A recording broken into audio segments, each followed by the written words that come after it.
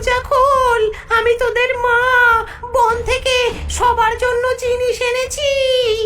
এটা তো মায়ের গলায় শোনাচ্ছে। আগে আমরা নিশ্চিত হই, মা বলেছিল ওই ডাইনির সবুজ হাড়ের শরীর। আগে তোমার পাটা দেখাও, তবেই বুঝবো তুমি আমাদের মা কিনা। ডাইনি জানালার কাছে তার পা রাখলো। বানর ছানারা দেখলো পা সত্যি সাদা। তারা ভাবলো এটাই তাদের মা, তাই তারা দরজা খুলে দিল।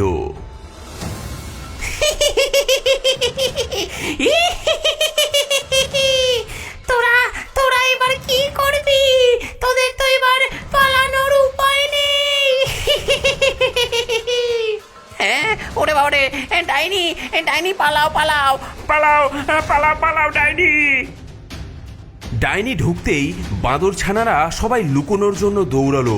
প্রথম বাঁদর ছানাটি টেবিলের নিচে লুকোলো, দ্বিতীয়জন বিছানায়, তৃতীয়জন রান্নাঘরের উনুনের মধ্যে, চতুর্থজন বাসন মাজার ঘরে, পঞ্চমজন পোশাকের আলমারিতে, ষষ্ঠজন জলের পাত্রে, আর সবচেয়ে ছোট্ট সপ্তমজন বড় দেওয়াল ঘড়ির মধ্যে লুকোলো। লুকিয়ে লাভ নেই, আমি তোদের গন্ধ পাচ্ছি। তোদের আমি ঠিক খুঁজে খুঁজে বার করব। ডাইনি প্রথমে টেবিলের নিচে হাত ঢুকিয়ে প্রথম বাঁদরছানাকে ধরে ফেললো।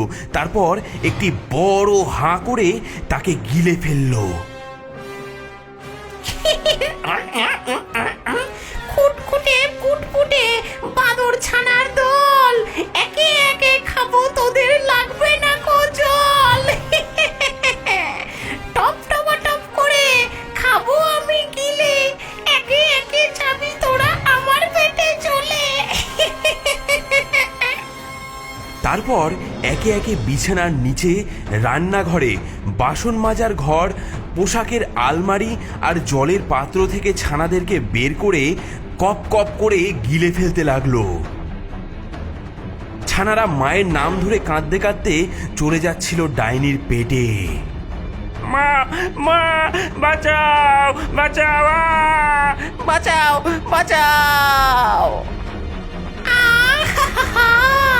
কি স্বাদ, কি স্বাদ! বহুদিন পর এত সুস্বাদু খাবার খেলাম। আহা! কিন্তু সবচেয়ে ছোট্ট ছানাটিকে ডাইনি খুঁজে পেল না। ঘড়ির মধ্যে সে এমন নিশ্চুপ হয়েছিল যে ডাইনির নজরেই পড়ল না। 6টি ছানা খেয়ে ডাইনির পেট ফুলে উঠল বিশাল ঢোলের মতন। আহা! 6টাই যথেষ্ট। এত খেয়ে আমার ঘুম পাচ্ছে। আহা! বাকি একটাকে পরে খুঁজে বের করব।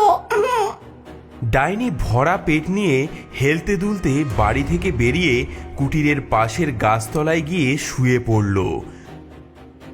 ভোরের আলো ফুটতে না ফুটতেই সে ঘুমিয়ে পড়ল।